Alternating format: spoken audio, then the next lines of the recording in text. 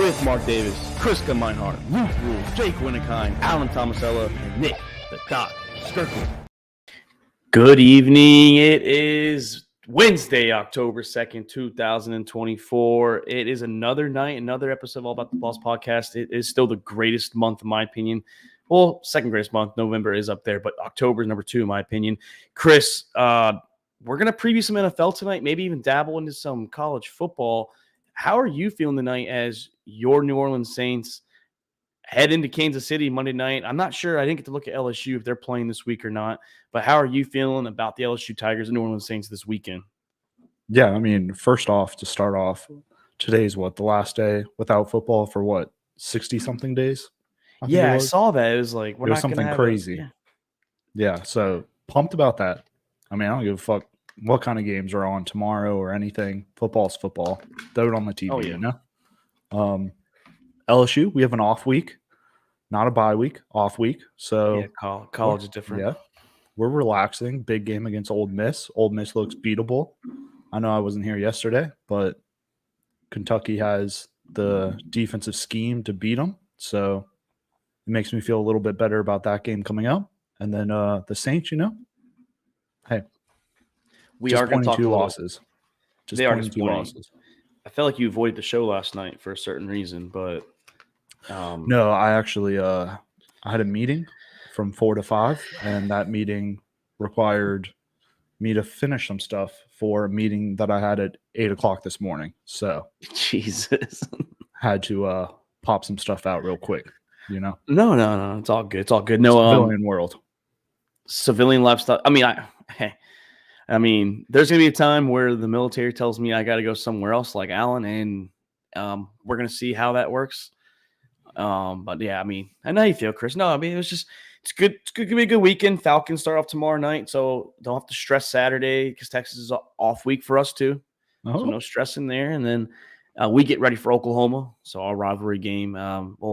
One of our rivalries, we have A&M back on the schedule now, but our rivalry weekend in the Cotton Bowl, Red River rivalry, and then Sunday don't have to stress. Monday don't have to stress. No Falcons. I get to kick back no matter what we do tomorrow against Tampa Bay. And watch a lot of football. Enjoy it. Going to Pumpkin Patch this Saturday with the little one. Pumpkin Patch? You gotta make sure that pumpkins. Yeah, I made sure that I scheduled that on a non-Texas weekend, and we'll probably paint those pumpkins Saturday or Sunday morning, maybe during the Vikings game. Shout out to you, Frank Martin. Yes, the Vikings are 4-0. Maybe I'll paint those pumpkins during the London game. Big 4-0, possible 5-0 this week. We'll be picking that in probably like 40 minutes, Frank. You're gonna be the second game. We'll be picking that. Chris, Disney on Ice next weekend, South Carolina State Fair on Indigenous People Day. So I'm gonna be doing that as well. Can't wait, man. You're a busy dad. I'm a busy dad. This October, November, and December are my 3 busiest months of the year. Like I said, all the Halloween stuff, all the fall stuff, Thanksgiving, Christmas, New Year. So, but no, man, it's gonna be a fun time, man. Hey. And shout out to the MLB playoffs, too. We're down to the Final Four in the American League. The NL is still going on. So 3 American League Central teams made it. Shout out to the Royals and the Detroit Tigers. Thanks for knocking out those Houston Astros. Chris, that's your team. Well, you're a Pirates fan now, too, so I don't know. Disappointing? Yeah. Hey, offense sucked. Couldn't get it going. Yeah, Frank. Absolutely terrible. Aaron Rodgers might need that COVID shot when we get through him. He's immunized. He's immunized, Chris. So. But the mushrooms. Those shrooms, man, they're powerful. But hey, man, let's jump into it, man. Let's jump a little into some football talk, and let's just start off with the first game of the week. Tampa Bay Buccaneers, the Atlanta Falcons. Chris, the NFC South is on the line through 5 weeks. The winner is in.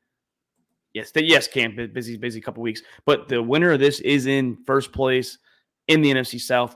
Chris, what is the storylines you're looking for? What is going to be the difference between these two teams, one from Tampa Bay, one from Atlanta? In Atlanta is wearing the throwbacks, all black, and it is going to be Matt Ryan Ring of Honor night as we induct him in at halftime.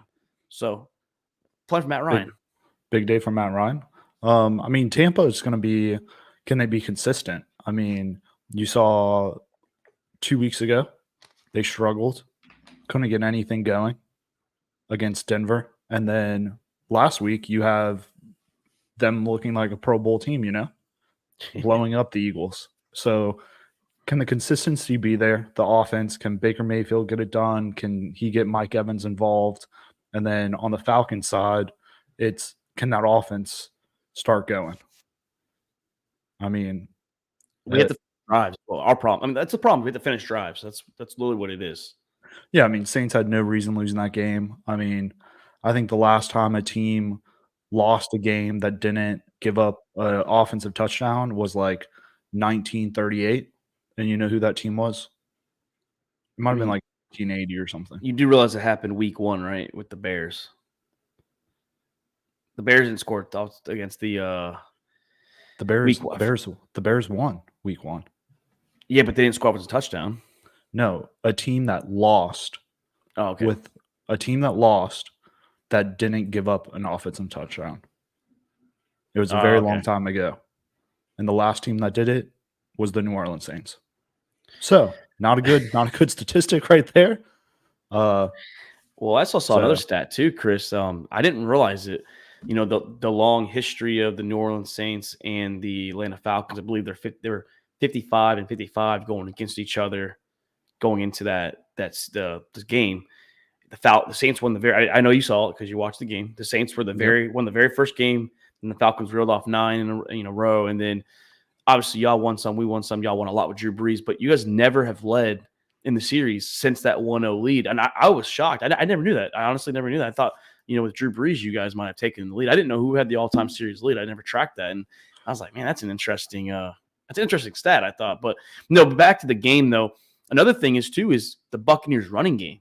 It's been inconsistent. Now, Bucky Irving's been the leading rusher. Rachaad White has not. He's averaging 2.8 yards a carry. And yes, we have a pitiful rush defense. We're like probably, I think, in like around the 20s or something like that. So can they run the ball on our defensive line?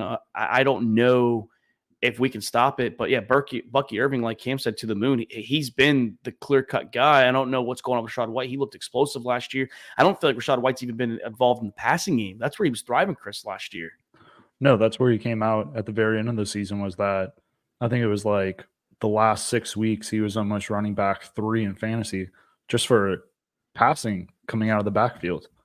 And I don't know what's 14 the game plan. He's got 14 catches, but he's the third leading receiver. But it's like I feel like it's not like it's quiet. Like I just feel like I'm not seeing much of him. I feel like.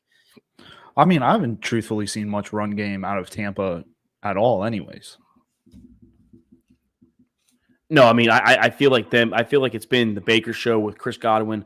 Mike Evans had 2 good games out of 4. I mean, that's another thing too is AJ Terrell. Mike Hughes, I've been I know Luke likes him from UCF. I like what Mike Hughes has been doing this year.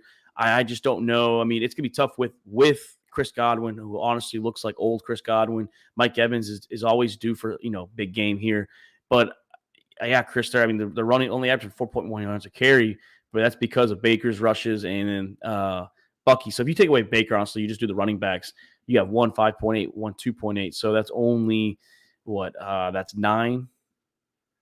Yeah, it's 8. I'm sorry. Math, a little over 8. Yeah, so they're actually somewhere around there. But I would like to see we have obviously, in my opinion, 2 of the top safety duos in the NFL with Bates and Simmons. So it's going to be a big show. I believe Bates and Simmons is going to have to clean up that out there in the space.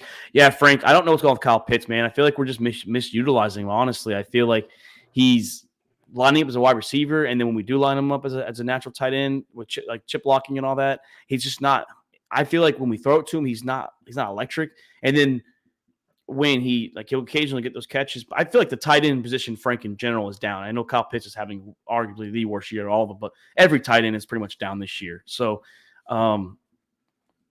yeah, Chris, but this is going to be a hard-hitting game. The Saints-Falcons was hard-hitting, and I think that this game right here is going to be physical. It's going to be nasty. It's going to be chippy. They split last year. I'm nervous. I am nervous tomorrow night. I'm going to be on the edge of my couch watching this game, honestly, probably. Yeah, no, I mean, it's going to be a good game. And the big thing, Raheem Morris. Raheem Morris, yeah. Revenge game, man. It's going to be – I mean, I like what our offense is doing. I feel like I told Jake and them last night, I feel like we are getting better. Like, I like the strides that Kirk – now, Kirk, if you get him to scramble, it's ugly. But I feel like he's making good throws in the pocket. We have some drops. He's got some bad throws. Don't get me wrong. He does. But I think we're not blocking well for Bijan Robinson. Chris Lindstrom, one of the top guards last couple of years. He's allowed the fourth most pressures in the NFL, and that's not what we paid him for. He's allowing the most pressures on the offensive line for the Atlanta Falcons. He's supposed to be our best lineman, and I just don't like what we're doing. I don't like that we're not protected. Algier looks good, but we need Bijan to get going too, and it's good to see London and Mooney get involved, but you need Kyle Pitts. We need Bijan to start. I mean, Bijan's involved, but he's got to get blocked for it. But Tampa, you just don't know which Tampa you're going to get. I'm not sold on this defense still. I think no Winfield neither, Chris. Again, No, I mean I think Tampa's defense is definitely their weak point, and I think their run defense is weak, and I think Falcons are going to thrive on that with Bijan and that Tyler Algier combo right there. if Philly had their stars, I would have picked Philly, and I think Philly would have won. But no AJ Brown, no Devontae Smith. That's huge, and they didn't really utilize Barkley early on, so they didn't set the tone at all with the rushing. I mean, we talked about that last night with Nick Sirianni. So I don't know, man. This is going to be a game that's going to be chess pieces. It's going to be it's because it's two different coaches too. I mean, we have Raheem Morris and Todd Bowles, so it's going to be an interesting game. I kind of feel like it might be like low 20s. I don't think it might not be as explosive as people think. Could be first team 25, honestly. Yeah, no, I mean I can see a low scoring game. I could definitely take the under on this one. Too bad I already know who you picked. So I mean, I don't know. Yeah, I already know who you picked, but we're going to talk about that later, Chris. Let's go to the Bills and Texans. This game right here is a question mark game all around the park. I mean, Houston hasn't looked impressive. Their defense has looked very spotty. Their offense has been. Nico Collins has got big numbers. Joe Mixon was great week one, and then he hasn't been healthy. No word of him playing yet. And the Bills took that ass beating. I mean, which team gets out of that? Which team do you feel gets out of that slump? Like, I mean, I know the Houston's winning, but which team gets out of that slump? Which team needs it more too? That's rough. I mean, I think the Texans definitely need it the most. I mean, they've looked sloppy literally all year. But I mean, I know that wide receiver core has been pretty beat up. So hopefully they get all three back today or this weekend. And then, Mark, you haven't mentioned it, but Stephon Diggs' revenge game right here. I mean, he's going to play with a chip on his shoulder. It is. He's going to want that ball. Yeah, Cam, no Joe Mixon. He hasn't practiced, man. And that's big. Like, I mean, Buffalo's rush defense, they're not the best, Chris. And if Joe Mixon's there, I mean, we saw him drop 150 yards week one. I mean, if Joe Mixon's there, I feel like you just run the ball. CJ, I mean, Luke kind of pointed at this in the offseason. He kind of said that maybe the Texans do take a step back. I get they're 3-1, so I mean, they're actually doing better than they started last year. But it doesn't feel like they're 3-1. Buffalo, I mean, obviously they ran through the tracks. They ran through the table the first 3 weeks, and they ran into a buzzsaw in Baltimore. But like Jake said, these 3 weeks are important after the first 3 weeks against I forgot they play next week, but yeah, the Ravens and the Texans. So I feel like the Bills do need it more still. I really do. I feel like Buffalo needs it a lot more because of the schedule. No, I mean, well, yeah, schedule. If we're going to go schedule, I mean, we talked so high of Josh Allen and the Bills. My bad. Sorry. No. We literally talked so high of Josh Allen and the Bills with that that Jacksonville game, that offense is finally in key, finally found their groove, and then they looked absolutely like a completely different team when they played the Ravens. And the Ravens had one of the worst pass defenses in the league. So, and I think we were talking about it in Discord, was that the Bills just don't have any weapons. I mean, you have Dalton Kincaid, and then what?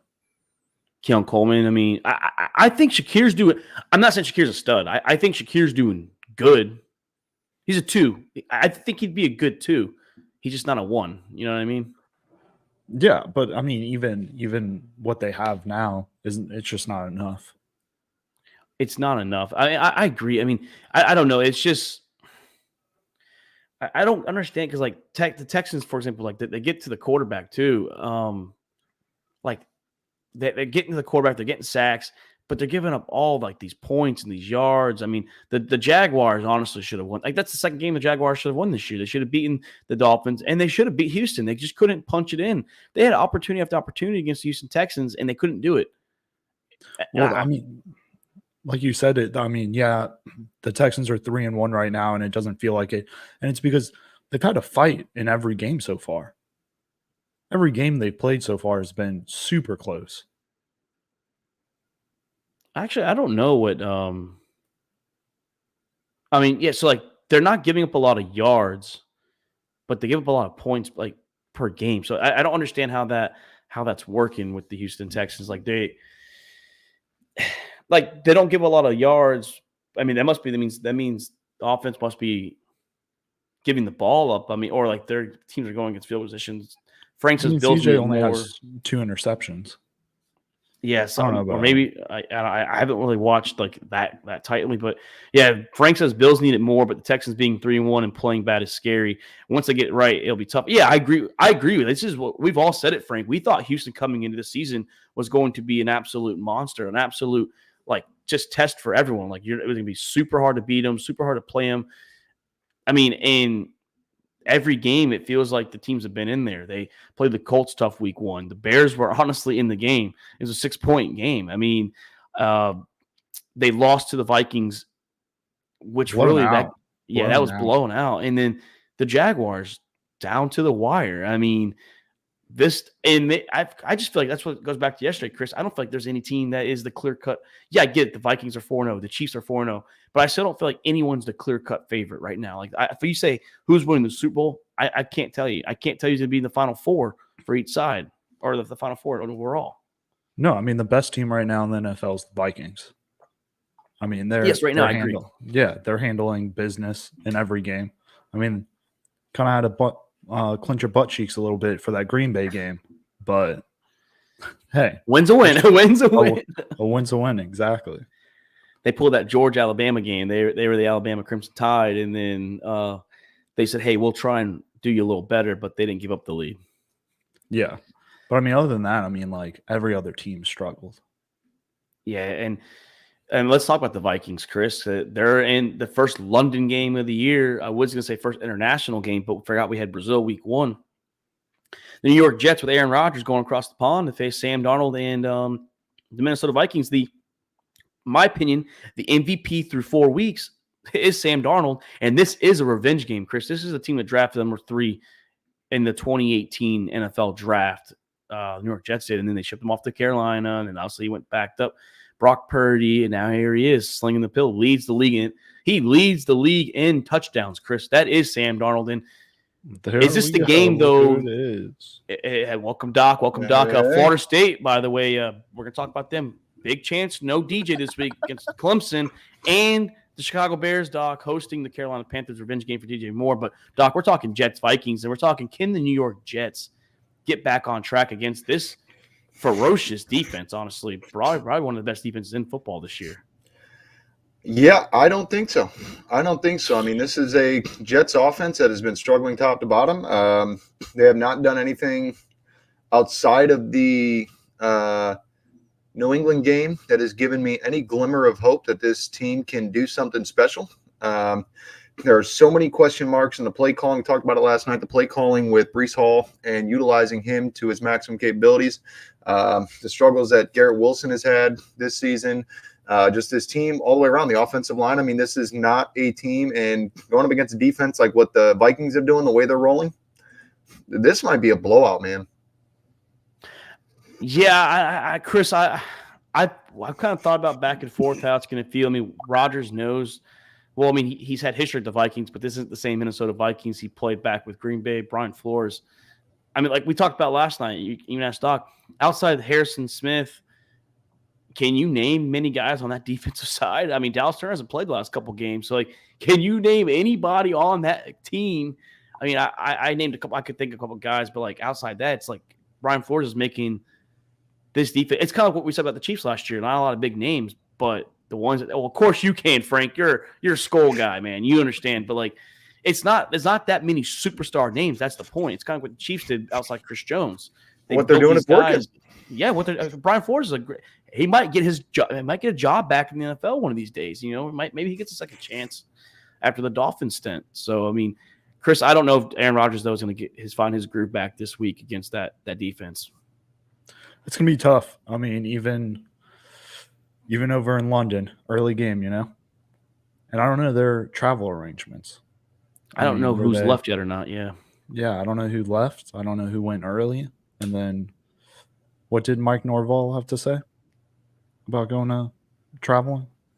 What did he say, Doc? What did he say? I can't remember. Oh, I have no idea. What did he say about Georgia Tech game? Can't remember right now. Well, remember, Chris, Cam said this. I don't think he's trying to hear no more FSU football is what Cam's saying. No, I don't remember what Mike Norvell said. I know there was a lot of shit about that game. About playing hard or something like that. I mean, honestly, I don't know. I mean, I don't even look when I look at Florida State in that game. The travel was not the issue of that game, and we saw that because they came back and it hasn't been any different. All right, if they were 4-1 right now or 3-1 with that game, I would say okay, but the struggles continued for weeks after. So the travel, the jet lag, that ain't the issue. And Frank, speaking of your defense, I saw something here too because so you don't have any big names. I know people have mentioned it on our TikTok page about the Lions. Maybe instead of not going to get Devontae Adams, maybe they go get Max Crosby if the Raiders just want to give rid of everybody. Maybe the Vikings go get Max Crosby to pair with those young pass rushers and solidify that pass rush even better with Brian Flores. Now, I just started thinking about that when we started talking about the defense. Max Crosby or someone like that could be on the move. That would be crazy filthy for a team like the Minnesota Vikings. No way the Raiders sell Max Crosby. Not a shot. If the picks are right. Like Doc said, everyone's got a price, right, Doc? Everybody's got a price. Very few people don't have a price in the league. Unless you're like Josh Allen. Brandon Beane says he would trade himself before he trades Josh Allen. He's the general manager, so he might be the only guy like Patrick Mahomes. Well, that's what I'm saying. There's very few. Because certain people, first of all, he's locked in. All right. You're looking at contract, especially rookie contract. It's all about control. You know what I mean? The control is what's going to drive the price up even more. So, Josh Allen, they've got for a few years now, so they're not gonna move, especially when he's a staple to this offense. Cam said, "Fuck it, put Brock Bowers on the D line." I mean, I gotta get us back. Yeah, he's a beast right there. He's a beast. Chris, anything you guys want to say about? I mean, it's just the Vikings in general, man. And just wait till they get T.J. Hawkinson back. They do have Jordan Addison back, but wait till they get T.J. back. Aaron Jones looks like his old self. I mean, I don't know. Like you said, Chris, they are the best team. And Jake said it last night. Their schedule's not tough outside the division. Maybe they do run the table, and maybe it keeps going against the New York Jets. I mean, maybe it's just the way it is. And the Jets go to 500. Yeah, I think it's gonna be an ugly game, though. Yeah, we agree with you there. Dallas Turner is a dog. Frank, I think a couple of us had him as defensive rookie of the year. Not sure if it's going to happen. I can't tell you who defensive rookie of the year honestly is at this point. No, I couldn't tell you that. It might be a quiet year for that. But let's talk about the Ravens. This is the where I wanted Luke at right here. Ravens and Bengals. Chris, your quarterback from LSU, Joe Burrow, and Lamar Jackson. Rivalry renewed. Didn't get to play last year, the second. Oh, actually, no, they got hurt the second time. But can the Bengals get back on track? They are 1-3. They do need this win. The Ravens are 2-2. They look like the best team. Cam, though, I'm not sure what's going on with the Braylon Allen stuff. But boys, what is the storyline to get this game underway? Like, how do the Bengals get back on track? Doc, take it away.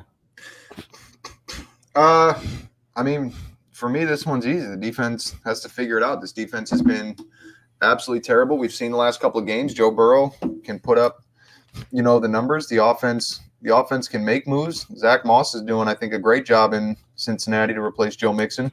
Jamar Chase has finally come together. Joe Burrow looks like he's trying to extend the field a little bit more. He's making, attempts beyond what he normally does, and how we talked about his average coming down. But this defense is going to be what keeps him back. I believe that. I'm not going to lie. I think Chase Brown should be the starting running back in Cincinnati. I don't like anything I'm seeing from Moss. It needs to be – put the young kid in. I get it. You paid him. But, he's doing better, in my opinion. I think outside the passing game, nothing's working in Cincinnati. Like you said, Doc, this defense is just, it looks defeated. It just looks beat up. I don't know what they're not hurt. I haven't seen Hendrickson play much lately, but I feel like I haven't seen him. That's maybe what it is. But I don't know if the Bengals can stop this running game either. Like if Derrick Henry and Lamar are going to look like that, I agree with Luke. Maybe Derrick Henry puts 200 plus yards from scrimmage. Like it's just that simple. I think you just keep feeding the beast, Chris, and that's going to hurt your Joe Burrow boy, man. Maybe this makes the Bengals sellers in a couple weeks when they can't win games when it matters. Maybe Joe Burrow just can't do it without a defense. It's going to be a fucking shootout for sure. I think Cincinnati's defense just looks absolutely terrible this year. I mean, they let Andy Dalton just run all over them, but I'm gonna go with the logic of the Bengals beat Carolina. Carolina beat the Raiders, and the Raiders beat the Ravens. So that's the worst logic in the world. No, I'm just kidding. But I do think it's gonna be a shootout. It might not be a shootout on the Ravens side. It might be whatever equivalent to running the game is, but it's gonna be a crazy offensive game. I agree with what Frank is saying. Like honestly, them losing Joe Mixon, them giving Joe Mixon the Texans, I mean, it does hurt. Like they're not controlling any of the game without Joe Mixon. Like when Joe Mixon was there last year, the Bengals were able to control his whole career. They were able to control the clock. They were able to, it takes pressure off Joe Burrow, especially the last few years when they were in the AFC Championship and in the Super Bowl. Having Joe Mixon was a key piece. Are you breaking that, Cam? Like, did he actually just get traded to the Ravens, or are you predicting that? Because if it is, I'm surprised Jake hasn't said a word, even though he's probably at church right now. Yeah, I do believe though that the Bengals do need a run game. That is clear and evident in my opinion. Damn, dude, Rashee Rice. Now his mom. Breaking news: his mom got caught stealing a package. Yeah, that's the first thing that popped up on Twitter. Damn. They might suspend him for that too. No, I haven't seen anything on. But no. He plays on the Chiefs. Well, Chiefs parents can do whatever they want. No, Devontae Adams, though, he hasn't been traded, but nothing on him yet. But he's not playing this week. He's not going to play this week. So just factor that in. Hamstring still going, still flaring up. You know what I mean? He's going to the Jets. That's what everyone keeps saying. Everyone keeps saying it's going to be the Jets. Doc's not believing on that, not honestly at all. No. What do you think, Doc? What do you think he's going to go? Watch the show last night. I'm not spending the 20 minutes on with Devontae Adams, man. We talked about it last night. You can say one team. We said our teams. I said to Jets, and you said I said no. I didn't say Jets. I mean, Chiefs. I did not say Jets. Chiefs. Well, I take back what I said about the Chiefs, and the reason it won't be the Chiefs is because they're looking for a second round pick. If they get a second round, it's going to be the 32nd pick. It's going to be 30, 31, or 32. They're not going to take that for Devontae Adams. Didn't they already say they weren't trading to the Chiefs? I think it's going to. They're off the table, yeah. Yeah, I think it's going to be. I think the Rams have a better chance of that with the wide receiver problems that they're having out there. Apparently, Pittsburgh has been the most active. I don't understand that. It's because they were high on Ayuk. They were trying to get Ayuk in the offseason. So, they were just trying to get they were trying to get him, and that's why everyone. And they've been active. I guess they think that having Devontae. I mean, their defense has out. They had a rough time last week, but their offense needs something. I mean, maybe it helps Fields. Maybe it makes Fields more confident throwing the ball. Pickens is not it. Pickens is not bad. I'm sorry. Pickens is not doing that bad. Solid too. And that's fine. If you put Devontae with Pickens, I like the combination. Don't get me wrong, I like the combination. But I agree with you there, Frank, too. If you can't get ahead of the Ravens early, you have to like Doc says, you have to force Lamar to be a quarterback. And Doc, what can't Lamar do? Throw the goddamn football. There you go. So that's honestly, yeah, we agree with you there, Frank. But hey, let's move on to Sunday Night Football. That America's team and the Pittsburgh Steelers. This is honestly a popular game, honestly, if you think about the whole nation of the country, where the two most popular teams. the Dallas Cowboys, a lot of injuries. We saw no DeMarcus Lawrence, looks like, no Micah Parsons, no Brandon Cooks, and of course, Deron Bland, Chris and Doc's already out. Is this the game? Is this the Steelers' game to lose, honestly, in Pittsburgh? Oh, 100%. I mean, it's at Pittsburgh. Mike Tomlin doesn't lose in Pittsburgh. You saw Dallas's defense finally stop the run against the Giants, but I mean, it was against the Giants. They lost a lot of key players this week. I mean, Parsons and Lawrence. Yeah. So, I mean, those are two huge names that are out. And Cooks, too, because you're going against that secondary. Like, you have Ferguson and Lamb, and that's it. You have no run game. You already didn't have a pass game. Yeah, you had Lamb, and that's it. I mean, but now you don't have a number 2, and you're going into Pittsburgh at night, and it might be a little chilly. It's Pittsburgh, early October, Sunday Night Football. That it might be a little chilly too. I think Russ is only going to get a chance if Fields royally fucks up. Yeah, Fields is finding a way. Yeah, Fields is finding a way to win games, and you're not going to pull him.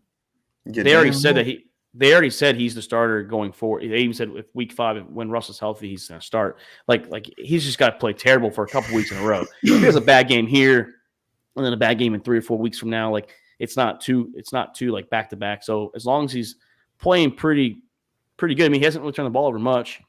One interception. I'm not sure how many fumbles he has, but Doc wanted him. But Doc, can Dallas go in there with all these injuries, and can they pull off the upset? Something that they need too. That they need to get back in this division. They're only in 1 game back, but you don't want to fall too far behind now, going into the quarter of the season. They can absolutely win this game. I mean, the Steelers' offense, like every single year since Ben Roethlisberger is weak, the Cowboys' offense is good enough to stand up. Even if they get held back a little bit by the defense, they're lucky that the Steelers' offense is shit. So they can absolutely, use that high-powered offense to keep them in the game and even win this game and even win it by a blowout. You've obviously got to watch out for TJ Watt, but not that the rest of this defense is bad, but this is a defense that Dak Prescott can beat. So I think, and I've said this a bunch of times, it's all about which Dak Prescott is going to start the game. He's either going to come out slinging, playing strong, and Dallas is going to go up 17-0 in the first quarter, maybe 24 if the defense can find another pick 6, or Dallas is going to come out flat-footed. It's going to affect them the rest of the game. That's the only problem. But the issue, though, is, and this is what I'm trying to figure out aside from defense, where Dallas is struggling on offense, because Dak Prescott is putting up the numbers. Dak Prescott is doing just fine. This run game has been atrocious. Outside of Ferguson and Lamb, Cooks has had some nice plays this year, but honestly, you want to talk about a team that goes to get Devontae Adams? They can't afford it, so I know that they won't. But you put him on with CeeDee Lamb and Dak Prescott, you don't even need to field a defense. You can just send out nobody. Yeah, and we were talking about that last night too. But Dallas did come out and say that they're not in on him anymore. They can't afford it. No, they're actually one of the teams that could afford it, but they're choosing not to. I don't know why. Like you said, Doc, this would be great. CeeDee Lamb and Devontae Adams. I don't know how you guard that at all. It's because Jerry Jones has way too much control of this team and doesn't know how to run a fucking football team. It's way too control. He owns the team. I mean, every owner has as much control as they want. No, but yeah, I see what you mean. Yeah, he's like the GM too. Oh yeah, he is. He said he would fire himself if he trusted another guy to run the team, but doesn't trust another guy to run the team. No, because he's that fucking cocky that he's going to, take this team to the Super Bowl, and they're not ready to. They made no moves in the offseason. I don't know how you think you fielded a team that came short last year in an embarrassing fashion against Green Bay in the playoffs, made no moves to improve, and you thought, yeah, no, this is our year. I think this defense they signed Zeke. He's not even the leading rusher on the team. Stop.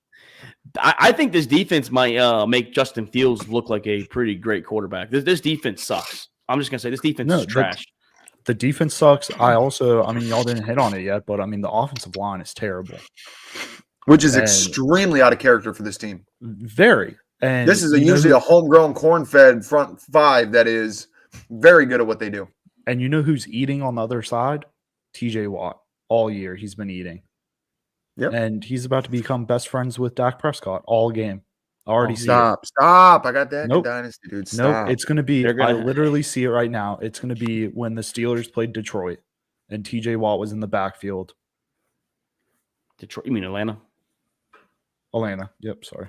One of those. Who said they haven't played yet. But no, yeah, I think that TJ Watt. Yeah, Same. Yeah, I think TJ Watt, like you said, is going to be probably having a tea party with Dak all fucking day, all night. Yep. I mean, they're going to be in there. They're going to be best friends. They're going to have cool handshakes. They're going to be letting them in. Now, that's if the refs don't, maybe the refs let the Cowboys hold like the Colts did, because TJ Watt was getting held every single fucking play, it looked like. So we'll see if the refs allow TJ Watt to actually do TJ Watt things, because when he does, he's a fucking filthy guy. He's probably the best defensive player in the NFL when he can actually get off the line and not get held and actually gets called. And I'm sorry, that right tackle is going to be destroyed. And if they put him on the left tackle, that rookie, Dak might as well just fucking wear extra protection. He might as well wear a body vest, like a fucking armor. He's going to get destroyed. Dak will be fucking fine. And I'm excited to see Joey Porter and CeeDee Lamb go if they match up too. I'm excited to see that matchup as well. But yeah, I mean, Chris, this is a good one for you. Are the Kansas City Chiefs on upset alert? Your New Orleans Saints come into Monday Night Football and Arrowhead, a depleted receiving core, no run game. Well, Kareem Hunt's back now, actually. Can the New Orleans Saints go in there? Like, yeah, are they able? They have Bucker, so second best kicker on the team, actually. But Chris, can the Saints do this?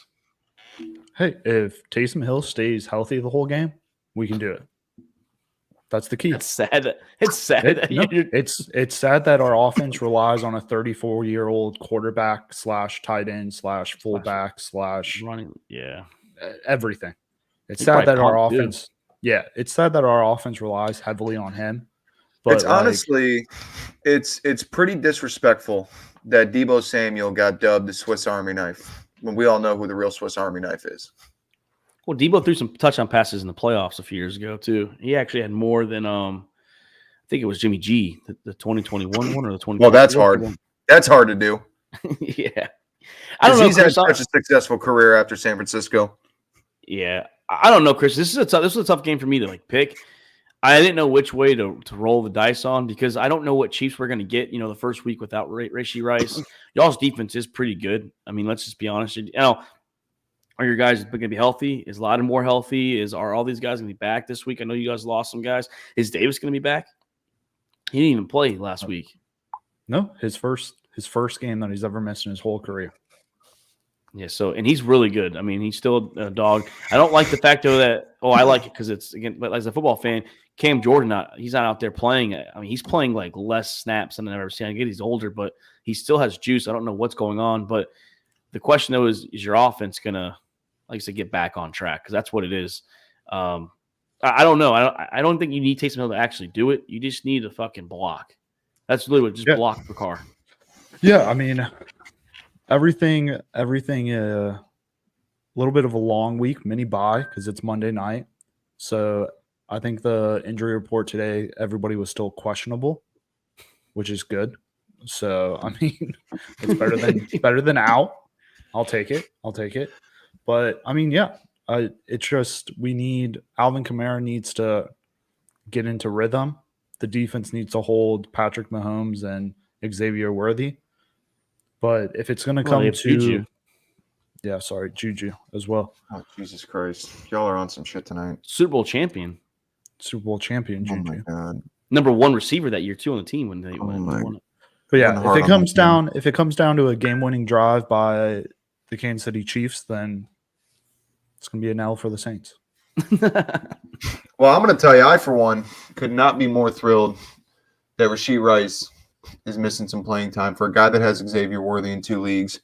Very excited to see him finally get his chance at wide receiver 1. And he's going to get locked up this weekend. He said finally, he said finally, like he should have been the wide receiver 1 this whole time. Oh, dude's a dog, dude. Dude should have been. I agree that he's good, but he can only run fast.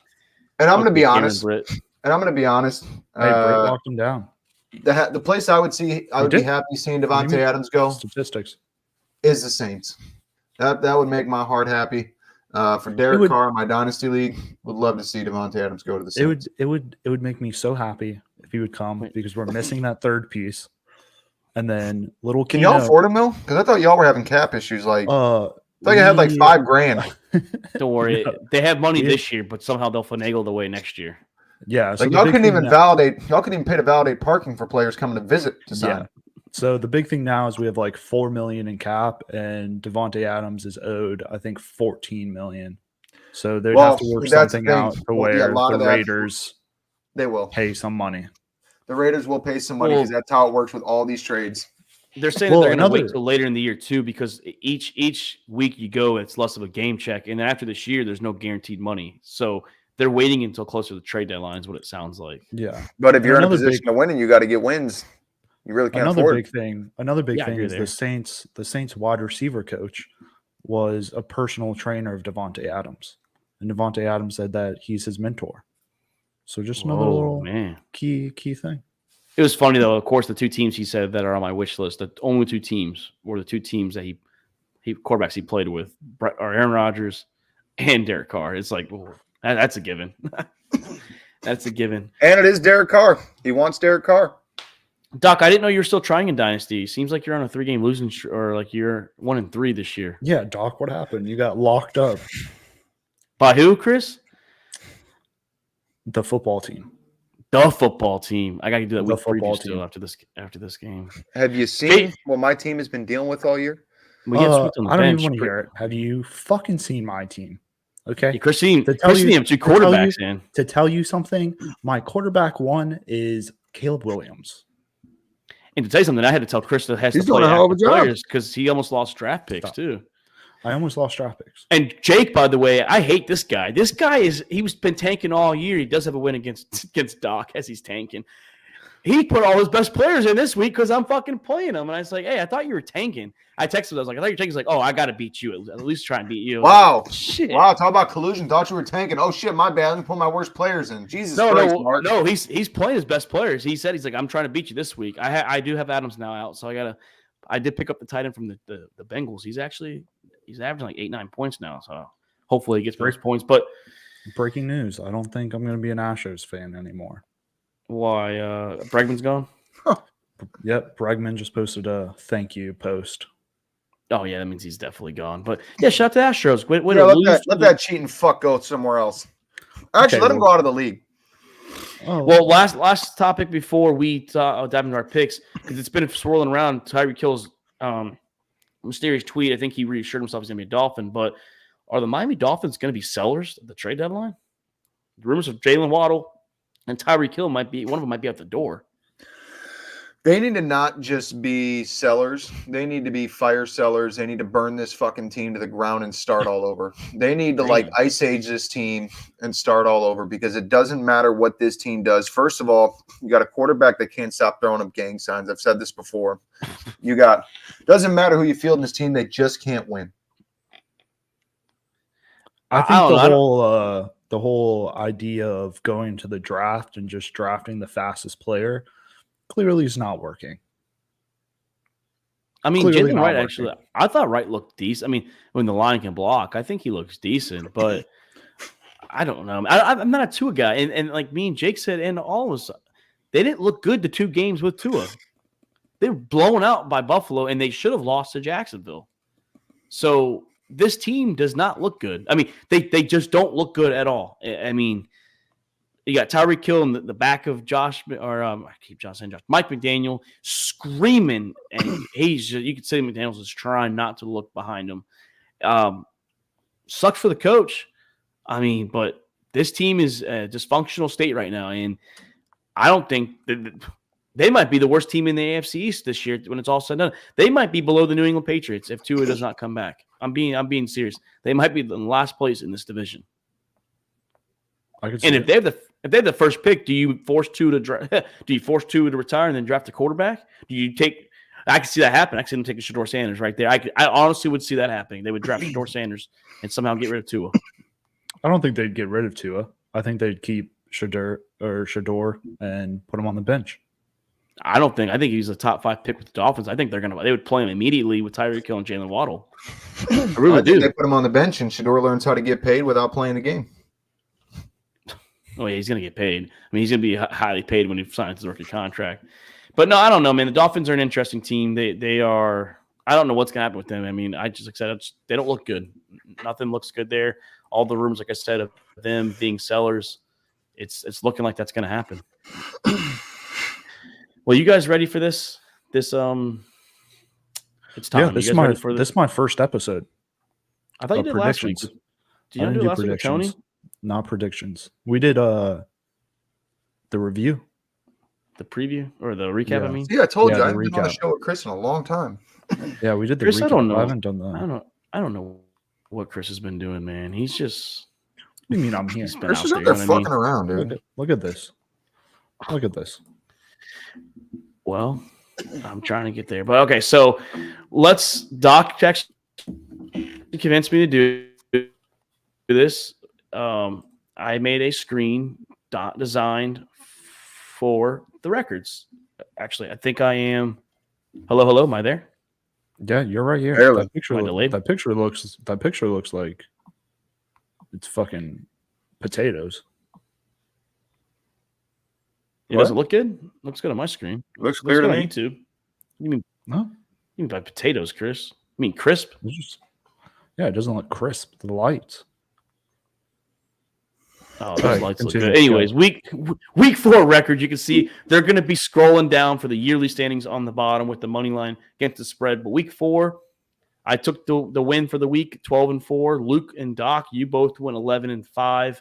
Jake 10-6. Alan 10-6. Chris, you're still struggling, 7-9. Rough game. Solid 7 games. Rough year. Solid 7 games. You're going to see what the yearly standings are. Jesus, 20-42-2. Do you even know football? Should you even be on this show?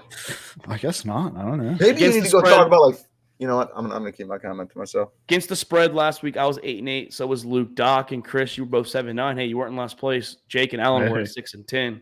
But the yearly records, you can see it right here. Doc and Jake leading the way at 40-24 money line. I'm right behind them at 37-27. Luke's still hanging out there with 35-29. Alan, 500 record, 32-32. Chris, though, bringing up the rear, 29-35. The only guy under 500 on the year. That's rough. I picked to win. Against the spread. Do you? Yeah. Against I picked to win the week. Chris, so here's what you're putting your picks out there, and then you're betting against that. I see what you're doing. Yeah, because against the spread, Chris is terrible. He's 20-42-2. I'll tell you right now, whatever I pick for on here is not what I pick when I bet on the weekend. Well, betting on the weekend it's different because injury reports change and everything. Trust me, no injury report would change my record. Just gonna be honest with you there. That's fair. Doesn't fucking matter. You can see against the spread, Jake and Doc, the only ones above 500. Alan is right there behind them, honestly, not far behind. Luke and myself, kind of in the middle. Chris, you're pretty far back. Right there in the middle. What do you mean I'm 5 games behind you? You're 14 behind. That's what I said. We're in the middle. You're 14 behind Jake. That's ways back. You have 25. He's double-digit wins now. What do you mean against the spread? You have 25 that you made, and I'm only 20. I'm here for the money line. I'm here for the money line. That's where I'm at. That's what I'm doing. I'm here for the money line. Speaking of the games, though, let's jump into it. Thursday night football, the Tampa Bay. But Chris, since you're new to this, CTS cover the spread. That means if you're above that number, that means, for example, like me and you, we have the Falcons covering that 1.5. Against the spread would be you don't have them covering it. And then obviously if you're on the left, you're on the other side. Doesn't matter yet because you have the underdog winning. But the Tampa Bay Buccaneers, 1.5 point underdogs traveling to the dirty ATL to face the Atlanta Falcons. My team, winner, like I said, boys, is in first place in the division. And I'm going to go to the Atlanta Falcons. We talked about this earlier in the show. I think our offense needs to get going. We need to score. We need to capitalize on those field goals, make them touchdowns. And I think we do that against a less of a defense this week. I think probably one of the worst defenses out of the 5 games we're playing now. It's probably the worst defense we've faced. I forgot we played week 2.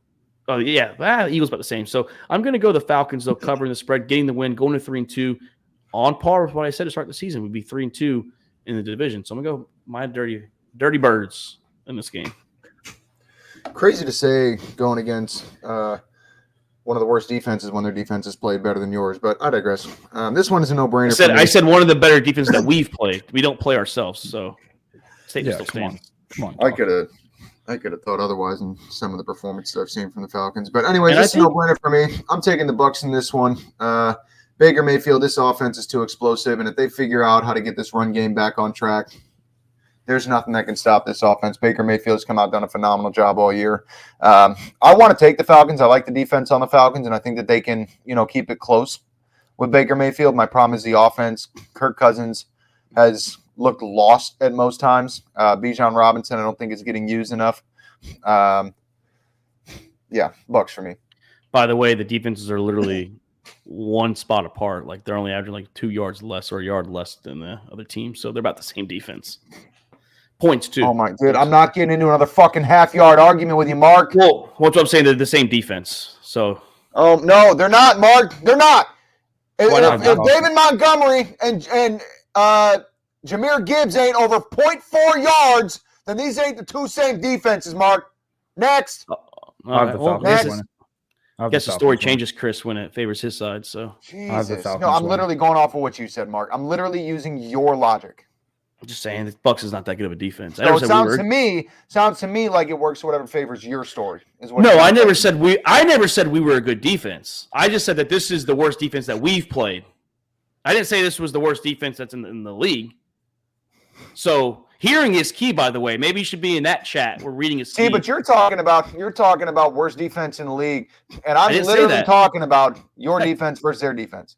That's what I said. I didn't say they're the worst defense in the league. I said that they're the worst defense that we've played. Never mind. I'm not getting into it with you right now, Mark, because this is literally every argument you try to twist it to your narrative, and I'm not having it tonight. So no, it's okay. We can talk about how a running back is so much more superior over 0.4 yards, but a defense that gives up more than 0.4 yards difference, they're the same. Okay. I never said that we were a good defense, though. That's the thing. Moving on. That's fine. Well, I mean, I guess we can have a conversation on the show. I mean, don't be on the pod if you can't talk about the show. So easy sign off then, huh? Because there's no talking. There's no talking with you. No, I'm just asking a question. Did I say that we were that Jets and Vikings? Here we go. Defense? Jets and Vikings. Here we go. Jets and Vikings. London. The Aaron Rodgers versus Sam Darnold, the revenge game for Sam Darnold. I'm going Sam Darnold here. I think he is the MVP after 4 weeks in the season. He's the comeback player and the MVP all in one, honestly. I think this is going to be a rough outing for Aaron Rodgers. It's going to be a rough outing for Breece Hall. And they should maybe use Braylon Allen a little more. I think he's a solid rookie running back out of Wisconsin. But don't know if Robert Saleh and Nathaniel Hackett are that smart to make that decision. So I'm going to go the Skull Nation. I'm going to go Skull Vikings. Easily cover the spread. Yeah, I agree with you, Mark. I don't think that Robert Saleh is smart enough to make adjustments or coach this team the way he's supposed to. And another easy one for me. I'll keep it short. You pretty much nailed it on the head. Riding the hot hand with Sam Darnold. Aaron Jones has also looked amazing for Minnesota this year. And I'm just going to leave it with Chris's pick here is evident as to why he is 20, 42, and 2 on the year. Well, spread. Yeah, that was the spread. He automatically loses the spread though if the Vikings win. That's not true. If they win by less than 2.5, or if they win by less than 2.5, 1 point win, Chris gets the spread, right? True. They do have to win by more than 2.5 because you are going against the spread even with the underdog. You're right. Go ahead and screenshot this. Screenshot it. Send it to the Jets social media team because they can post this after the Jets win. Because hey, crazy things happen in London. I think this is going to be a rebound game for Aaron Rodgers. I think Vikings take their first L here. And Rodgers has played in London before. I think the last time he played, he lost to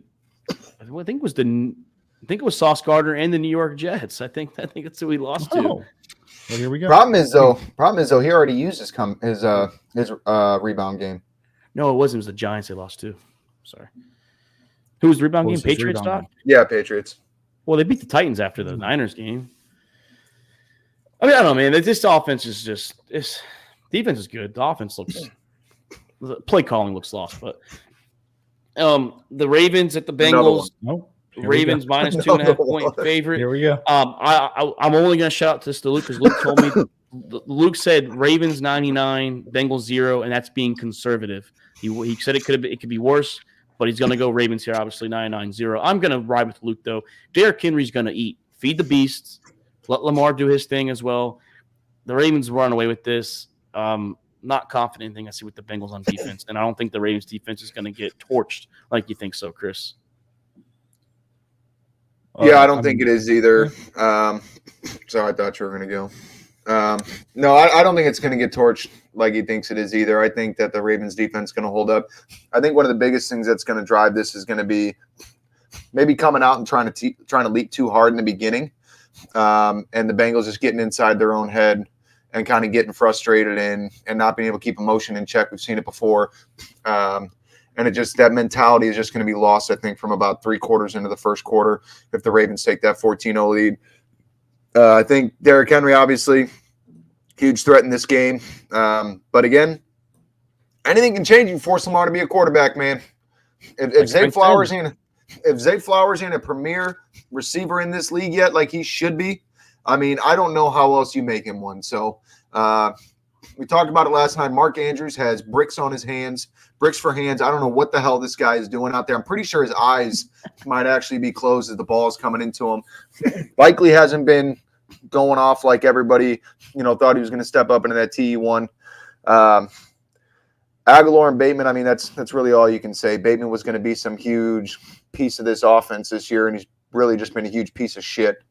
God damn. But I think with Derrick Henry and I think with the Ravens defense, I got him covering. I don't like the fact though that Jake called out Zay Flowers yesterday in Discord because it's not Zay Flowers' fault. Honestly, it's the scheme. No, if he goes anywhere else, he is a star receiver. I have no doubt. Yeah, he at least gets looks. Even in Chicago, he's a star receiver. Damn it! Look at Rome. Yeah, look at Keenan Allen. Look at DJ Moore first touchdown. Took DJ Moore 4 weeks to get his first touchdown. But that's my point.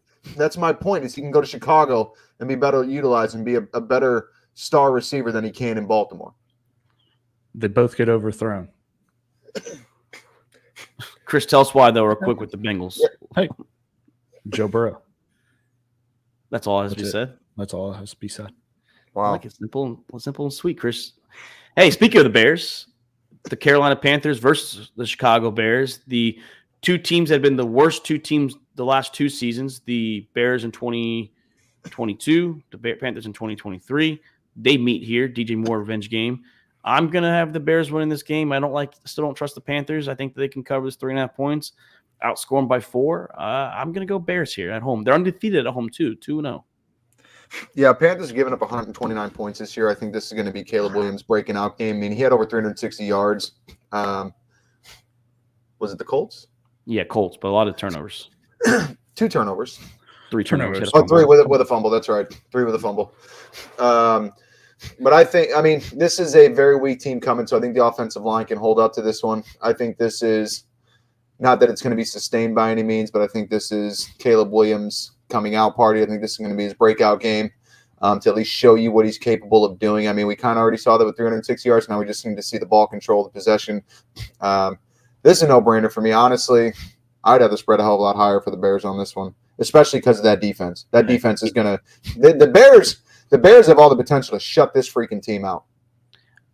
God, I wish Bryce Young was playing. Chris, before you speak, man, I know Doc said coming out party. I've been saying it since the Colts game, and I'm tired of saying it. And so until he does it, I'm going to stop saying it because I think he can still be good. Don't get me wrong. I'm tired of saying it because he should be. Hey, this is my first one. This is my first one. I know it is. It is. I thought that he'd do good against the Rams and Colts. Colts, he did good with the yards, but turnovers. Yeah, Dalton's going to face a tricky pass defense. And then I think Caleb Williams, he's finally finding his comfort zone. I think it's going to be a big passing matchup for him. Yeah. This right here is the toughest game for me to pick. It's the Buffalo Bills. It's the Houston Texans in H-Town. Both teams kind of opposite, like Houston 3-1, but they look weird. They don't look as good. Buffalo looked good the first 3 weeks, and they got ran over last week. Buffalo is, I'm surprised, they are a 1.5 point favorite on the road. Houston, I believe, is wearing their new uniforms with that crazy H with the star. So I'm going to go still Buffalo. I almost picked Houston, but I'm going to go with my guy, my favorite player in the NFL, Josh Allen. Like Chris said with Joe Burrow, Simple. Josh Allen. Yeah, I think the Bills can definitely take this one, cover the spread, no problem. That's what I got them doing. I think, however, if Joe Mixon does play this weekend, it can change things because I think it can open up the passing game for C.J. Stroud to start finding holes in the secondary off the play action. But this Texans, and we've talked about it, this Texans offense has looked shaky at best this year. 70-something points they put up this year is very – very unusual for a CJ Stroud that we saw last year. So I've got to really start to see a little more consistency and execution from this team. The run game's got to get utilized. I'm hoping Mixon's back. The run game's got to utilize better. Cam Akers was just – that guy shouldn't even be a RB4. Jesus. Stephon Diggs. That's it. All right. Damn, Chris, you got to be here more often, and you're quick to the point, man. Stephon Diggs. Let's move on to the AFC South. A 2-2 on a 2-game winning streak. Indianapolis Colts traveling to Duval County. The only winless team. God, I couldn't say it. 0-4 Jacksonville Jaguars in Duval. Like I said, the Colts haven't won in Jacksonville, Florida, in a very, very long time. I don't give a shit if it is Joe Flacco. It does look like it's Anthony Richardson, but I don't give a shit who the quarterback is. Because of that, I'm picking the Jaguars. Trevor Lawrence puts a little bit of quietness, the hate to bet a little bit. I'm going to go the Jaguars covering the spread. Yeah, I'm taking the Jags on this one too, more specifically because of Anthony Richardson. But I think that Jags need to get in the win column. They're doing it at home. I think this is the game they do it. I think they're going to play well with the hype of a roaring crowd of 2,000 people. It's a lot of people. Stadium. 2,000 people is a lot of people for a Jaguars game right now. It is. And throwbacks too, Doc. Throwback jerseys, the Fred Taylor jerseys.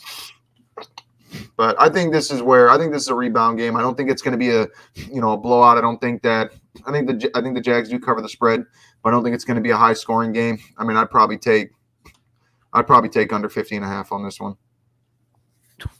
Damn. No, I mean 0-4. And that's probably – I'm betting if you look, it's probably like 44.5 is really the over-under.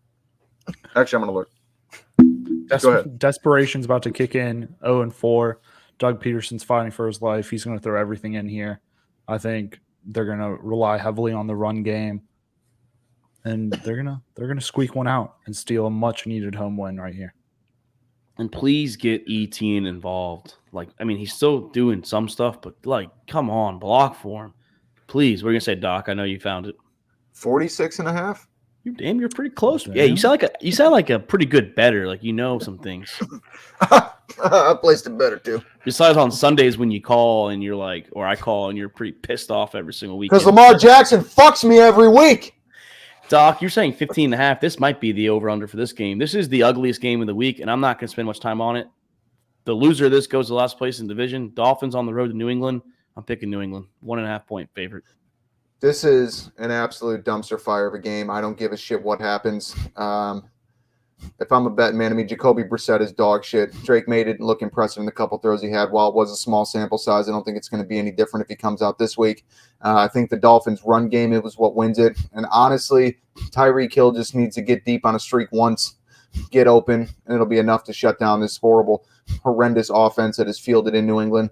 And I'm taking the Dolphins specifically because historically Miami plays very well in New England going back to the Tom Brady days. So I'm picking it simply because the Dolphins are playing in New England. Yeah, but the Dolphins never had Tyler Huntley as their quarterback playing in New England either. That's fine. It's better than Skylar Thompson. Pro bowler.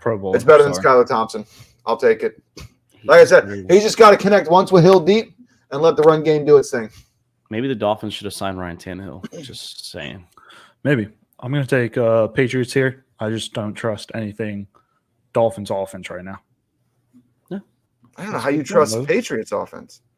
I'll trust a vet over Tyler Huntley or Sky Thompson. Tyler Huntley is a vet. Yeah, dude. What are you talking about? A backup vet. Brissett started a lot more games. Jacoby Brissett's pretty much back. And here's how bad a lot of games right here. Here's how bad this game is. Here's how bad this game is. The Patriots have scored 52 points this year. The Dolphins 45.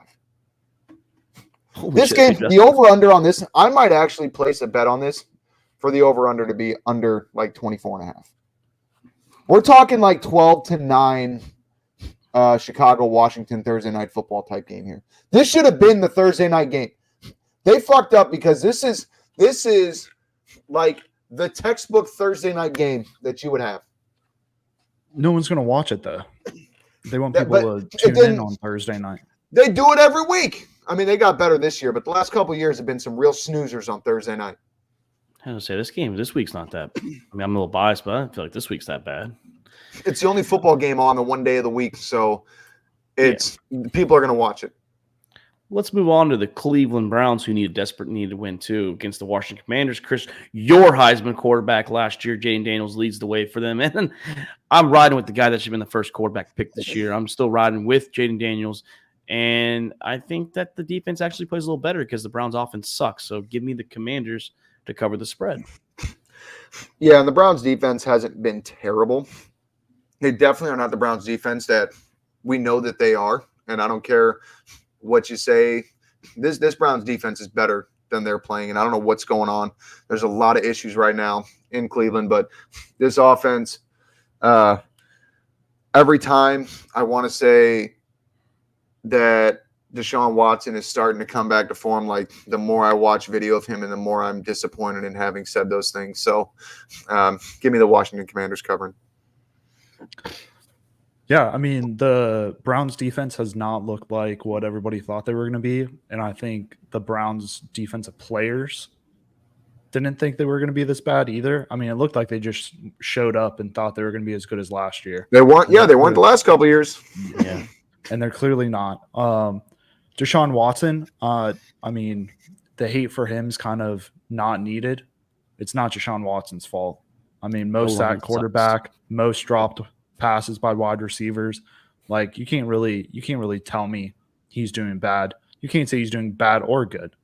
Good quarterbacks make your receivers catch the ball, Chris. You know this. I mean, yeah, Mahomes. Yeah, Mahomes had the most drops last year, but they won the Super Bowl, man. Come on. Yeah, I mean, invalid argument, dude. I guess so. And then, okay, fuck what I said. Jaden Daniels. I thought it was Jaden Daniels. I do think it's unfair though, like the hate that Deshaun is getting. I agree. I don't think he looks great, but it's not. I don't think he looks great, but it's not all on him, like you said. It's a lot of things. I mean, people are making it seem like it's all him when it's not. It's not. No, I agree. I mean, his offensive line is fucking terrible. Yeah, I agree with you. And the defense statistically is still top 10, but they don't feel like they're top 10. You know, like it's one of those. And I think the offense is overshadowing the defense. That's what I think is going on. Well, the problem is like I think I said it week 1 when they played the Cowboys was that the defense was on the field so much. Like by the end of the game, you're going to give up. You're going to give up points. It doesn't matter. Tired. They're going to be gassed. You're going to get tired. Yeah. You're back on the field before you even get the oxygen mask on. Yep. Let's move out to the Bay, San Francisco, as they are 7.5-point favorites against the Arizona Cardinals. I thought it was a tricky spread, but I think they can get 8 points over the Cardinals here. I'm going to go the Niners, and Purdy, Allen did share something. Purdy does look great this year. I mean, I get it. Like it's not going to be talked about, but he actually is doing great with the lack of big names on the team, but they're not doing anything. They don't look the lack of output from everybody else in the offense except for Jordan Mason. Yeah, and Juwan Jennings here and there, but I like the 49ers in this game. I think what the Commanders did against the Cardinals, I think the Niners can do that too. So I'm going to go San Francisco to cover the spread. Yeah, this one, I looked at this game for a while earlier today, and I wanted to take Arizona covering the spread. San Francisco's still winning, but that game last week for Arizona really turned me off. The more I thought about it and that disappointing performance last week, I mean, they got absolutely destroyed. This is a no-brainer for me. Niners are covering this one, I think. Niners are blowing them out. That's all I'd say. I think Brock, like you said, Mark, Brock Purdy's playing good. What? So, yeah, no, BCB. Yep. LCB. Yeah, BCB, baby. AFC West old school rivalry game here. That would be the Las Vegas Raiders traveling to Mile High to face the Denver Broncos. Broncos 2-game winning streak. Winner of this goes to 3-2, surprisingly. But I'm going to go the Broncos here. One of the best defenses in football this year. Offense is looking, well, besides the Jets game, they look pretty good against the Bucs. So I think that they take advantage of this defense. I'm going to go Bo Nix here, going 3-2, start his career. Yeah, this Broncos defense has been phenomenal this year, and I think that the Raiders are far too distracted. I don't think Max Crosby's going anywhere, but the talks are rumors. There's a lot of distraction going on right now in that clubhouse, in that locker room. So I think that, there's a team that's feeling deflated because Devontae's not playing because he wants out. He requested the trade. And then once he does go, it's like, man, we're fucked now. So I think with the distractions and going into Mile High, this defense has been surprisingly good, in my opinion, for the Broncos. It's tough. 2.5 is not much. And I think it is going to be a field goal game. I don't think it's going to be much more than 2. And I think it'll be 3. But again, you're talking like a 17-14 type game. As long as it does not rain, Bo Nix will play amazing. I mean, you don't want to know the over-under on this one. He played good against Tampa, and then the Jets game, shitty weather, and you could see that it definitely affected him. Raiders, it doesn't seem like any of the Raiders players even want to play. To be honest, we're going to be honest here. We're an honest show. I said a 17-14 game. The over-under is 35.5. Jesus. Let's move out to Los Angeles, the city of angels, as the Green Bay Packers. Jordan Love, second game back from his injury, 2.5-point favorites on the road as they go into the Rams. There will be more green and yellow fans there. There will be a lot more Packers fans in that stadium, and I think that they take this game easily. What in the fuck was Alan thinking? I'm just glad he saved the graphic. What? I don't know, man. Alan, I expect this kind of shit from Chris, Alan. Whoa. Get it together, man. Well, Chris won't this is fantasy, guys. No, this is a bounce-back game for Jordan Love. Tough loss last week with Minnesota. They're coming up against a weaker Rams offense. Definitely not hot after the loss with the Bears. Stafford coming out. I was actually worried about Stafford having that much time on the clock and being able to drive the field, and boy, did he prove me wrong throwing a pick on that first play. So give me Green Bay covering. Yeah, I mean, Jordan Love looked a little rough coming out in his game last week with the warm-up game. Yeah, another warm-up game. But, I mean, at the very end, he started humming up. And I think that Green Bay defense is going to lock Matthew Stafford down with his no wide receivers. And Jordan Love is going to fucking rip into their secondary.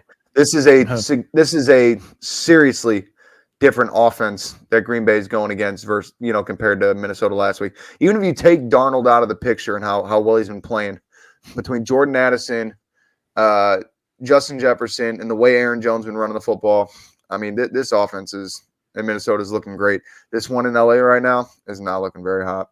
The only shining spotlight in that team is Kyron Williams at the moment, and it's all you gotta do is key on Kyron. Yep. So, a game, the New York and the Pacific Northwest, the Giants. I don't think Malik Neighbors, I don't know if he's playing or not, as they travel Seattle, face the Seahawks. 5.5-point favorites at home. I think that Geno Smith, this offense is going to click. I think this defense is going to lock down. Give me the Seahawks covering.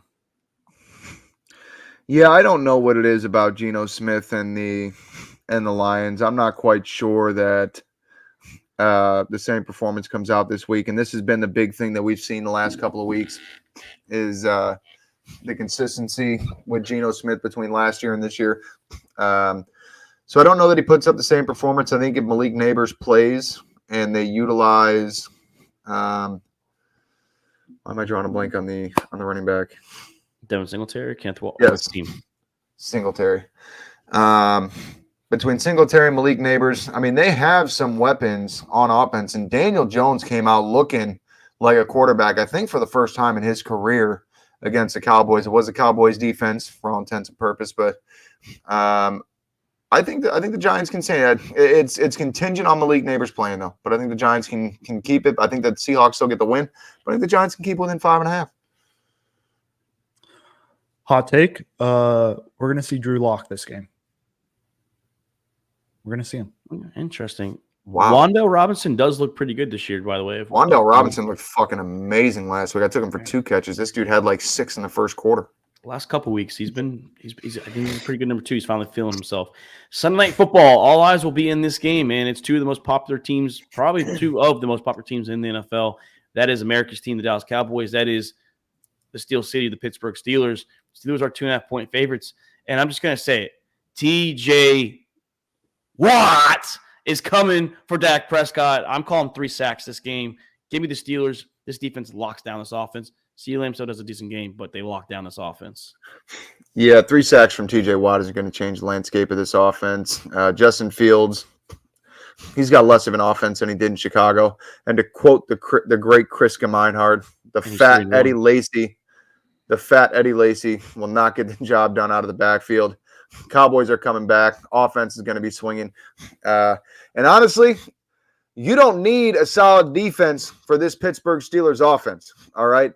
You don't need to be the Dallas Cowboys of last year. You can be the Dallas Cowboys of this year and shut down this Steelers offense. Give me the Cowboys. Easy win. Cowboys are missing a lot of key players on the defensive side. I think Justin Fields is going to be able to easily manage this game, and that defense for the Steelers is going to be able to lock down Dallas's offense like every other defense Dallas has played already. And you mentioned that less talent with the Chicago Bears or whatever. He's 3-1 with the Steelers. He was never 3-1 with the Bears. So he's playing a lot better, in my opinion, than he's ever did with the Bears. Arthur Smith might have something to do with that. Arthur Smith likes these quarterbacks for some reason. Not sure why. And I'll be honest, I don't mind the weapons he has. I just want to see it from a better quarterback. But I like what Fields is doing compared to his past days in Chicago. You can't hold Chicago against Fields. He worked for Matt Nagy, okay? Yeah, but Fields we were is all holding- ripping. We're ripping Arthur Smith coming into the year. So I mean, let's not forget that everyone was shitting Arthur Smith coming into the season. Fields is also ripping the Bears front office himself. So, oh yeah, I mean, he rightfully should, but so. No, I mean, I'm not saying that, he's not successful in the scheme that he's in, but let's be honest. They lost to the Colts last week, which was embarrassing. They beat the Chargers, they beat the Broncos, and they beat a struggling offensive Falcons team. So, I mean, you tell me what's really impressive here. but they were 28 points. had a great defense. By the way, And they only scored 13, but they only scored 13. They didn't run it up. That's all they need. Who did the Colts beat? Right, and they're not going to – the 13 will not win against the Cowboys offense. Who did the Colts beat the week before the Steelers had a better offense? Or should have a better offense? The Caleb Williams and the Bears. So the Colts are pretty hot right now. Joe Flacco also played, not Anthony Richardson. It was Joe Flacco. So that's true. That's why the Colts won. You're right. No, but I just think that Fields I'm is playing saying I agree with you. Okay. We talked about it on the phone. I agree with you. They won because of Joe Flacco. Anthony Richardson would not have won the game. I told you I'm taking the Jaguars this week. And when I talked about it on the phone, I told you verbatim. You did. If Joe Flacco plays, I'm taking the Colts. But if Anthony Richardson plays, I'm taking the Jags. Last game of the week. All eyes will be on this. Chris, Wow. I got you back with the refs, by the way. The New Orleans Saints, the Kansas City Chiefs, and Arrowhead, 5.5-point favorite for the Kansas City Chiefs. I think the Saints keep it close. I respect the defense. I saw it last week. And I think the offense is it's going to be a low-scoring game. I don't think it's going to be that high-scoring game with the offensive plays, good defenses. I have the Chiefs winning, but the Saints cover the spread. Keep it close. Go ahead, Chris. This is your team. I'll let you go next. I mean, we already hit on most of it. I think somehow if Taysom Hill plays, they're gonna find a way to beat them. I think the defense on the Saints is playing outstanding ball, and the Chiefs are kind of limping in here. Lost a big receiver, and we had 2 very disappointing losses back-to-back weeks. So we need a big week here. My problem, and I honestly wanted to keep the Saints covering the spread on this one. The Chiefs still winning, but the Saints covering. My biggest issue right now, even with the loss to Rashee Rice, I think now it's going to force Travis Kelce to step up. I think we're going to see a huge game from Xavier Worthy. But my biggest problem right now is Derek Carr reverting to the Derek Carr of old? Is this a guy that can bounce back and step back into what he was doing the 8 to 10 weeks prior to that? Or is this the guy that we saw for the majority of last season that struggled? Really couldn't get more than 200 yards, it seemed like, in a lot of games. I don't know. The last 2 weeks were really concerning for me with Derek Carr, even playing, a good defense in Atlanta, and honestly a good defense on paper in Philly. But you've got to find a way to execute when you need to. And I think, and that's what Patrick Mahomes does. Patrick Mahomes executes. Doesn't matter. We talked about it. I don't know how many times he can pull the hot dog vendor out of the 300 level and turn him into a all-pro wide receiver. So I think Patrick Mahomes, I'm not saying it's going to be a blowout, but I think the Chiefs win by a touchdown. But what has Derek Carr done the last 2 weeks to tell you that he hasn't played good? He played terrible the first half against the Falcons. If you ask me personally, I feel like both quarterbacks were average in the first half, Kirk and Derek. But Carr was good, great the second half. I mean, he was really great. I gotta break down the numbers. I don't know what the completion stuff was, but I know 140 yards against the Eagles was not good. It doesn't fucking matter about numbers. How did he play? For the Eagles game, he drove down the field at the very end, scored a touchdown.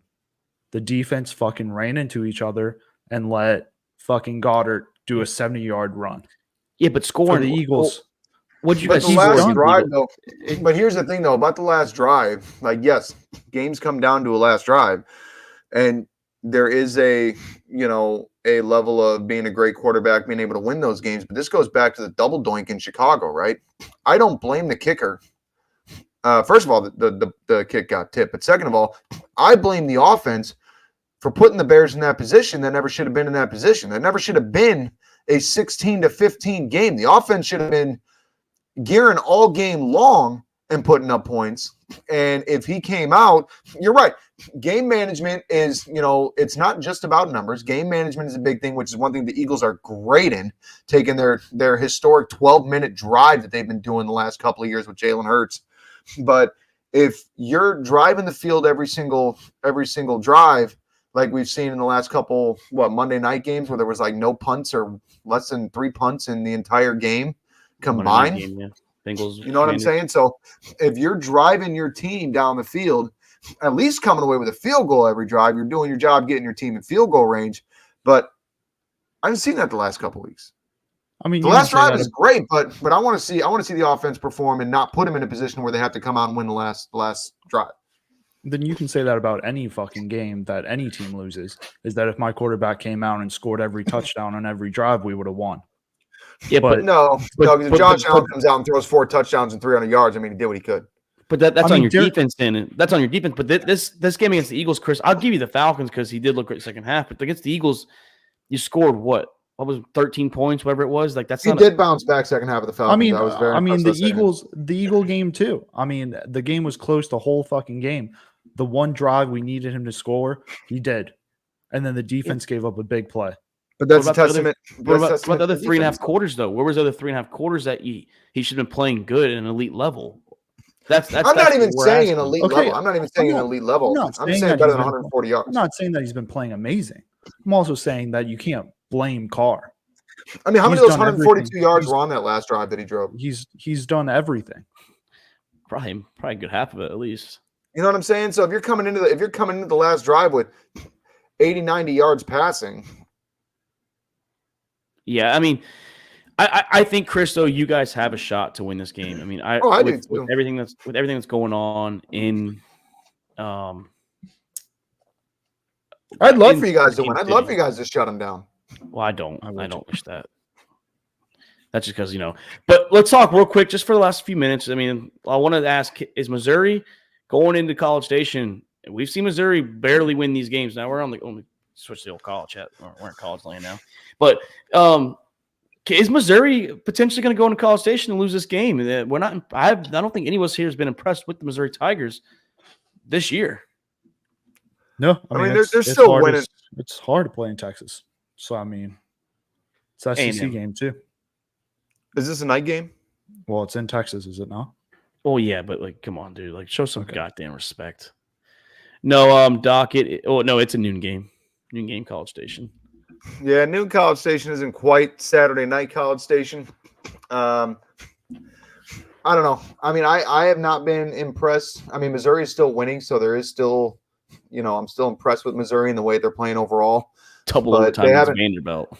right, but they haven't played. Well, Vandy's a different team this year, but they That haven't was in played. Missouri though too.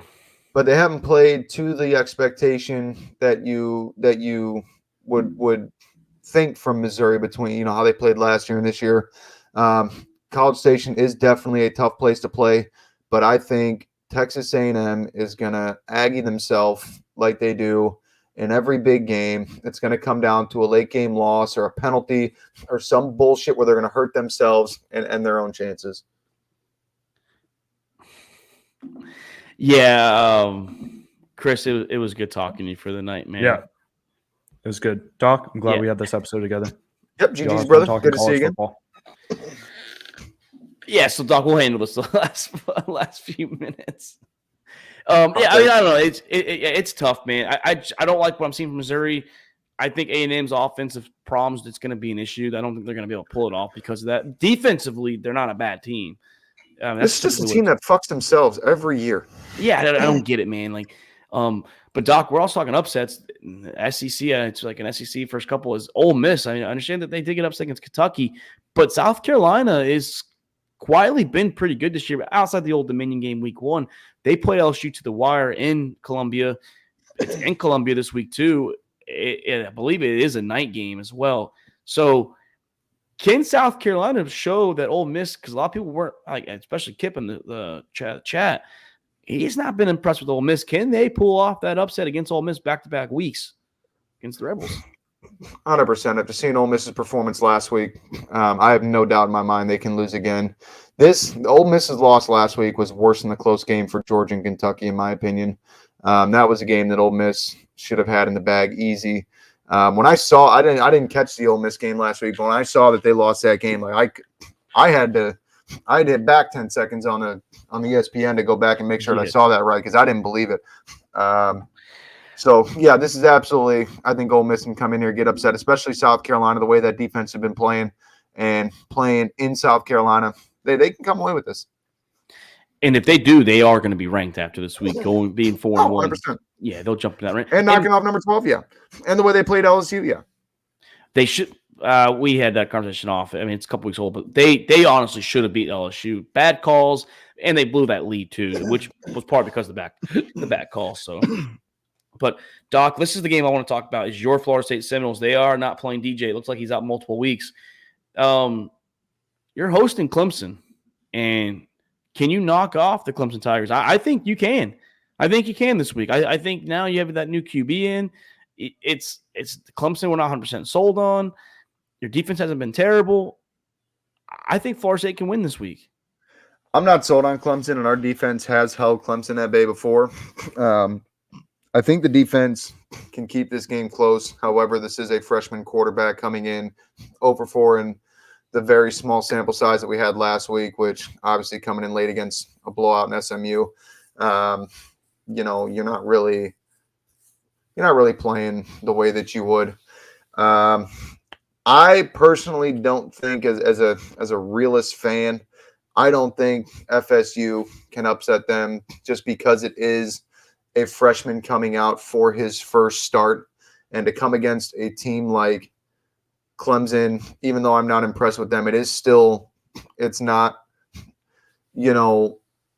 a weak ACC team. It's not the bottom of the barrel here. So I am hoping that Brock Glenn plays well enough to win this starting job for the rest of the year. But I think if Brock Glenn had started, and we talked about this before. We talked about this. If Brock Glenn had gotten the start a couple of weeks ago and had a couple weeks to prepare, this was absolutely a game that Florida State could have won. I remember we talked about that. Yeah, you did. But I think that coming in here, this being his first start, I don't think it's going to happen. I don't. It kills me to say it, but I don't. Yeah, I mean, I work with a Clemson guy, and obviously you being a Florida State guy, Jones being a Florida State guy. All eyes are going to be on it, though, because now to get something for Luke and Chris and Jake and all of them to talk about is, hey, is it DJ or is it just everything in general? Is it just the team? I mean, and we're going to find out. It's Saturday night. It's definitely DJ. There's weapons on this team. It is definitely DJ.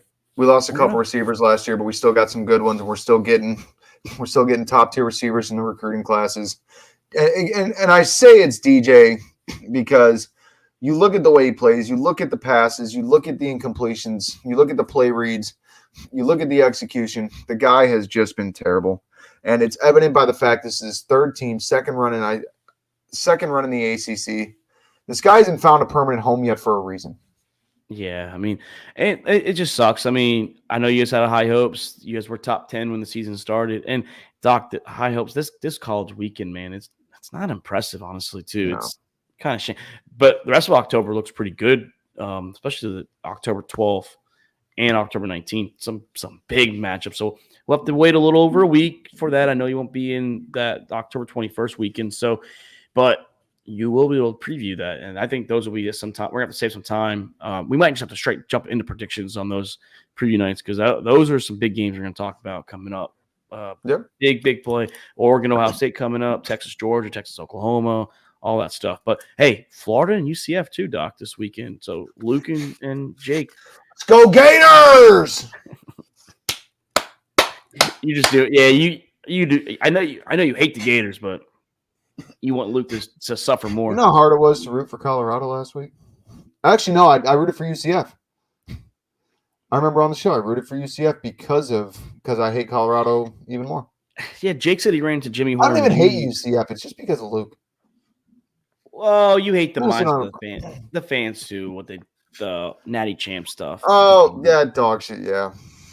Jake did run into Jimmy Horn, by the way, at a McDonald's. He grew up about 15, 20 minutes from where we lived. And Jake mentioned the podcast to him. Jake said it looked like he might have been looking it up. I was like, well, if he watches Doc on the show, he's probably not going to want to be on because the Colorado. He'll want to come and prove me wrong. Oh, the Colorado slander, though. I was like that. But no, Doc, great episode. Monday or Tuesday we'll be back here. Hey, man, hopefully your Seminoles get a win here. Not sure. I think Illinois is off, too, this weekend, if I'm not mistaken. I believe so, yeah. But good luck to the Bears. They do play the Panthers. Don't let Andy Dalton do his thing. I think y'all should be fine, though. This defense is too filthy, dude. But, no, I haven't even looked. What are the Bears? What are the Bears giving up on defense this year? You're probably only giving up like 15, 16 points a game. You gave some points against the Colts. You didn't give up much against 75. Okay. So what, 75 divided? That's 15? No, that'd be 5. No. So about 18, 19? Good for second in the conference. Or third. Saints 70, Vikings 59, and then Bears 75. That's not bad, man. That's not bad at all. The thing holding us back at 77. Because everybody else in the division has put up over 100.